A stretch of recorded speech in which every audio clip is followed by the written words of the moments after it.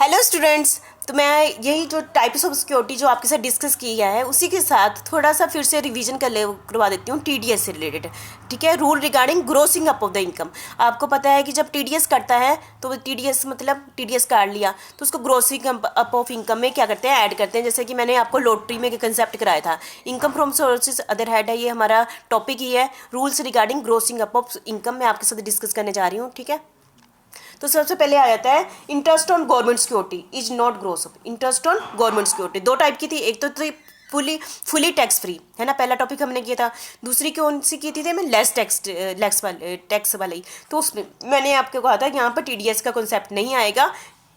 यदि टीडीएस का कंसेप्ट नहीं होगा तो फिर वहाँ पर ग्रोसिंग अप तक का कंसेप्ट भी नहीं आएगा। तो गवर्नमेंट के केस में टीडीएस कंसेप्ट नहीं आएगा और फिर ग्रोसिंग अप का कंसेप्ट भी नहीं आएगा। ठीक है, तो पहला टॉपिक हमारा हो गया। दूसरा है interest income in case of tax free non government security. तीसरा टॉपिक हमने किया था ना, non government security is always gross up. मतलब कि उसने कहा जिसने भी मुझे दिए हैं सिक्योरिटी, जैसे मेरी कंपनी ने दी है, तो कहते उन्होंने टैक्स दे दिया है, अपनी जेब में से दिया, मैंने नहीं देना। तो पहले मैं क्या करूँगी, उस इनकम को जो मैंने इंटरेस्ट रिसीव किया है, ऐसी इनकम नहीं, मतलब जो उसने तो मुझे टैक्स काट के दिया ना, पर मुझे ग्रोस अप करना पड़ेगा। जैसे लॉटरी के केस में किया गया, तो rate of interest is given और amount that receive is given. ठीक है, तो आप समझ गए होंगे। ठीक है, ग्रोस अप का मतलब। नेक्स्ट स्टेप है interest on less tax non government security, ये हमने फोर्थ पॉइंट किया था, इज ग्रोस अप। यहाँ पर भी ग्रोस अप होगा। मतलब कि दोनों टॉपिकों में आप चीज़ समझ गए कि गवर्नमेंट के केस में no TDS no gross up.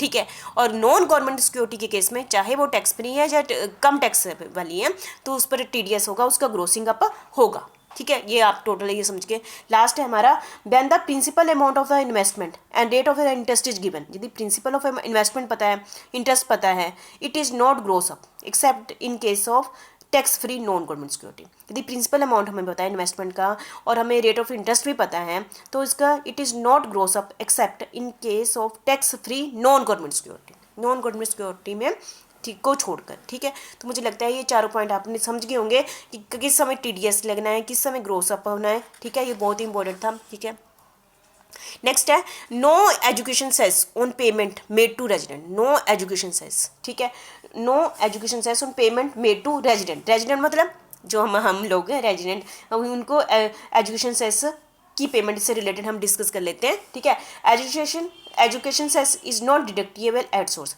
जो भी एजुकेशन सेस होता है ना, वो टीडीएस नहीं होता। Not deductible at source in case of resident, individual, Hindu undivided family, firm, ठीक है, domestic company in respect of payment of income other than salary. ठीक है, income payment of income other than salary. ठीक है, तो इसमें एजुकेशन सेस कितना होगा 2% plus secondary and higher education cess कितना होगा 1%। ठीक है, deductible at source in case of non resident and foreign company. डिडक्टिएबल at source किस केस में होगा, देखो रेजिडेंट के केस में नहीं होगा, ठीक है, लेकिन नॉन रेजिडेंट और फॉरेन कंपनी के केस में होगा।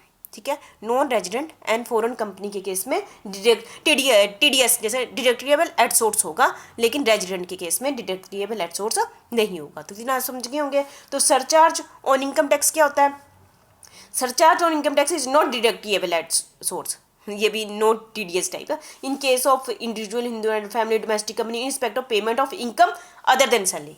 कौन सी इनकम, अदर देन सैलरी को छोड़कर बाकी इनकम पर कोई भी सरचार्ज पर टीडीएस टाइप कंसेप्ट नहीं होगा।